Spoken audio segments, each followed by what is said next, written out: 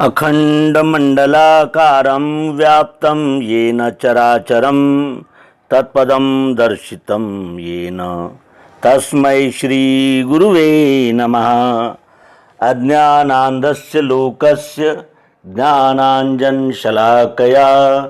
चक्षुरुन्मीलितं येन तस्मै श्रीगुरुवे नमः।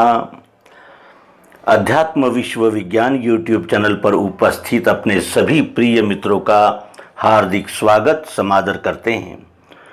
मित्रों, ये वो देश है जहाँ श्री राम श्री कृष्ण इनका अस्तित्व सिद्ध करना पड़ता है, लेकिन इनके नाम पर जो छुट्टियाँ मिलती है उसको बगैर छेड़े, यानी छुट्टियाँ तो चाहिए लेकिन श्री राम काल्पनिक है और वो सेतु भी काल्पनिक है, और ये जिसे कहते हैं कि एक प्रकार का मिथक है।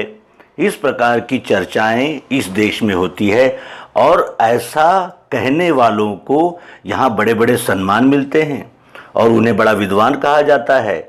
और ये भी कहा जाता है कि श्री राम और श्री कृष्ण ये कपोल कल्पित चरित्र है। वास्तविक यहाँ तो आर्य बाहर से आए थे और यहाँ आकर उन्होंने अपनी यानी सभ्यता संस्कृति निर्माण की और अन्य लोगों पर अन्याय किया। ये यहाँ के जो बुद्धिजीवी है, जिन्हें बुद्धिजीवी कहा जाता है, वो कहते हैं। और यहाँ श्री राम श्री कृष्ण इनके चरित्र नहीं पढ़ाए जाते, यहाँ उनके चरित्र पढ़ाए जाते हैं जिनके चरित्र को पढ़कर हमारे चरित्र में कोई भी अंतर नहीं आता, न हम में सद्भावना, सुविचार और जिसे कहते हैं कल्याणकारी कुछ मंगल, ऐसा कुछ हृदय में जागे, धड़कने लगे, ऐसी कोई प्रतिक्रिया नहीं होती। ऐसे चरित्र सुनकर मन में उद्वेग होता है और अन्याय अनीति पर निष्ठा मजबूत होने लगती है। जैसे हिटलर है, मुसोलिनी है, स्टालिन है, माओ से तुंग है, ऐसे लोगों के चरित्र पढ़ाए जाते हैं। लेकिन ऐसे लोगों के चरित्र नहीं पढ़ाए जाते जिन्होंने जीवन में सचमुच क्रांतियाँ की और विश्व के सामने एक सत्यता का, अच्छाई का और जिसे कहते हैं अनुकरणीय ऐसा उदाहरण प्रस्तुत किया। ऐसा कोई भी हमारे यहाँ यानी शिक्षा की दृष्टि से या विद्यालयों में नहीं पढ़ाया जाता। और ये आज की बात नहीं है, ये तब की बात है जब ये देश आज़ाद नहीं हुआ था। तब से यही प्रणाली चलती आ रही है कि जितना भी हमारा गौरवशाली इतिहास है उसे भुला दिया जाए और उन इतिहास को ध्यान में रखा जाए जिन इतिहासों ने यहाँ ऐसी विभत्स रक्त रंजित क्रांतियाँ की और सामान्य जन का शोषण किया, और वो फिर अनेक मार्ग से किया, उसे अनेक नाम दिए गए। इस प्रकार का चाल चलन हमारे भारत में आम हो गया है। लेकिन ऐसा कहने से क्या राम की महिमा कम हो जाती है? राम तो हमारे श्वास श्वास में बसे हुए हैं। राम नहीं है ऐसा कोई स्थान ही नहीं है। ऐसी हमारे इस वैदिक संस्कृति ने जिसे कहते हैं कि परंपरागत युक्ति से सिद्ध किया है। तत्वम असि सर्वम खल्विदम ब्रह्म, ये घोष इस भारतवर्ष में ही सुनाई देते हैं, जिसका अर्थ होता है सब में एक ही है और एक में ही सब है। ऐसे श्री राम हमारे जीवन में बसे हुए हैं और राम के दो अर्थ तो प्रमुख है। एक है सुखद होना और ठहर जाना। हम कहते हैं उसके जीवन में राम है। राम का अर्थ सुखद होना है और राम का अर्थ ठहर जाना भी है। जो सब में रम रहा है उसे हम राम कहते हैं। और राम की यही व्याख्या शास्त्रों में भी मानने की गई है कि राम का अर्थ होता है जो सब में रम रहा है। दो अर्थ तो हमने देखे, सुखद होना, सुख कारक होना और ठहर जाना। अपने मार्ग से भटका हुआ कोई थकाहारा क्लांत पथिक किसी सुरम्य स्थान को देखकर ठहर जाता है, वो श्री राम है। और हमने सुखद ठहराव का अर्थ देने वाले जितने भी शब्द तैयार किए, सभी में राम अंतर्निहित है। जैसे आराम, विराम, विश्राम, अभिराम, उपराम, ग्राम, जो रमने के लिए विवश कर दे, जो सब में रम रहा है, जिसका रमण एक एक कण में उपस्थित है, वो राम है। जीवन की आपाधापी में पड़ा हुआ अशांत मन जिस आनंददायक गंतव्य की सतत तलाश करता है, वह गंतव्य राम है। भारतीय मन हर स्थिति में राम को साक्षी रखता है। राम को साक्षी रखे बगैर यहाँ के कोई व्यवहार होते ही नहीं, क्योंकि ये देवभूमि भारत है।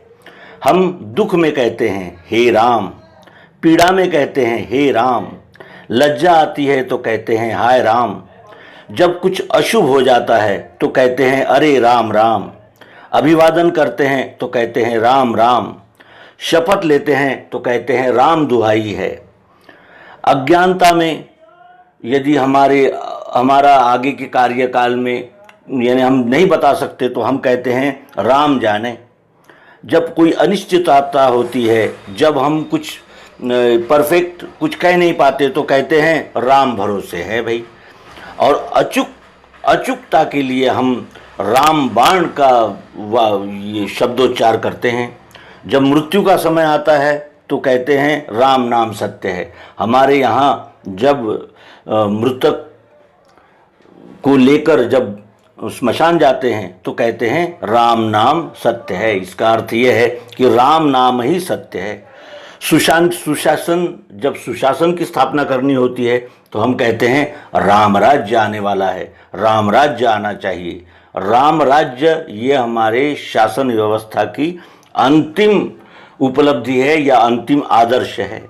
जैसी अभिव्यक्तियां पग पग पर राम को साथ लेकर ही खड़ी होती है, वही राम है। और राम भी इतने सरल है कि हर जगह खड़े हो जाते हैं। हर भारतीय उन पर अपना अधिकार मानता है। जिसका कोई नहीं उसके लिए राम है। तब हम कहते हैं निर्बल के बलराम। असंख्य बार देखी सुनी पढ़ी जा चुकी राम कथा का आकर्षण कभी समाप्त नहीं होता। वर्षों से नहीं, सदियों से, पीढ़ियों से यहाँ रामलीला राम कथा के रूप में मंचित होती आई है। और घर घर में श्री रामचरितमानस, वाल्मीकि रामायण का पठन पाठन सतत सुनने को मिलता है, सतत होता रहता है। राम पुनर्नवा है, राम सदाबहार है। हमारे भीतर जो कुछ भी अच्छा है वो राम है। और जो राम है वो शाश्वत है, और जो शाश्वत है वही राम है। सब कुछ लुट जाने के बाद जो बचा रह जाता है वही तो राम है। घोर निराशा के बीच जो उठ खड़ा होता है वह भी राम ही है। और सीमाओं के बीच छुपे असीम को देखना हो तो राम को ही देखना चाहिए, क्योंकि राम ही आत्माराम बनकर कार्य कर रहा है। श्री रामचंद्र जी के बारे में गोस्वामी तुलसीदास जी कहते हैं कि राजीव नयन धरे धनुषायक, भगत विपति भंजन सुखदायक। जौ प्रभु दीन दयालु कहावा, आरती हरन वेद जसु गावा। जपहि नाम जन आरत भारी, मिटहि कुसंकट होई सुखारी। दीन दयाल बिरुदु संभारी, हरहु नाथ मम संकट भारी। ये हम कहते आए हैं और ये भारतीय जनमानस श्री रामचंद्र को अपना आदर्श मानता है। श्री रामचंद्र हमारे ऐसे आदर्श है कि जो हमारे रग रग में बैठे हैं, जिनको काल्पनिक कहने वालों को क्या कहना चाहिए ये समझ में नहीं आता।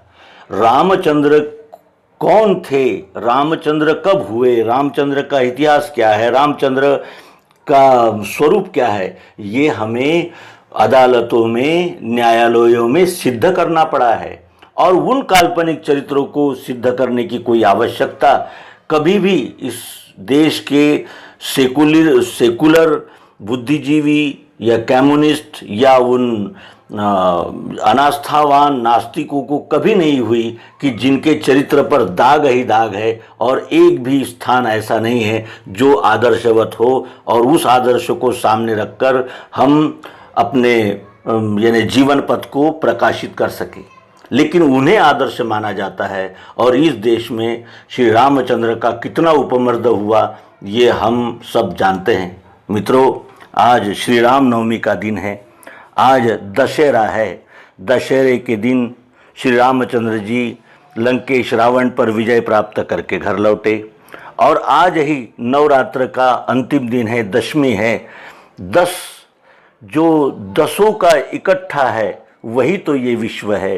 पृथ्वी, जल, अग्नि, वायु, आकाश, सत्वगुण, रजोगुण, तमोगुण, वो अक्षरात्मा, चाह, जरूरत, प्रियत्व और इन सब का मेल एक विश्वरूप परमात्मा। इस तरह ये दशमी 10 जब इकट्ठा आते हैं तब उस दशरथ 10 पर सवार होकर ये विश्व माता कार्य कर रही है और यही हमारा आदर्श है। और इसी सिद्धांत को पाने के लिए आज विश्व तलाश कर रहा है, अनेक मत, पंथ, संप्रदाय, ग्रंथों की रचना करके इसी सत्य को जानना चाहता है। लेकिन हम जो भारतवासी है उन्हें ही हम अपने पास स्थित ये इतने महान खजाने का, इस महान कोश का अभी तक अंदाज़ा नहीं है। और वो संत, महात्मा, ऋषि और वेद, उपनिषद का ही विषय बनकर यह अध्यात्म रह गया है। इस अध्यात्म को जन जन तक पहुंचाने के लिए ही अध्यात्म विश्व विज्ञान यूट्यूब चैनल का ये मिशन सतत कार्यरत है। आपने दिए हुए सहयोग, प्रेम के लिए सदैव हम आभार व्यक्त करते हैं और आशा करते हैं कि मानव जीवन जो इतना अनमोल है वो मिलने के बाद हमने इस सत्य की ओर अपनी आंखें खोलनी चाहिए। क्योंकि काल का पहिया घूमे भैया, लाख तरह इंसान चले, कभी चले बारात किसी की, कभी बिना सामान चले।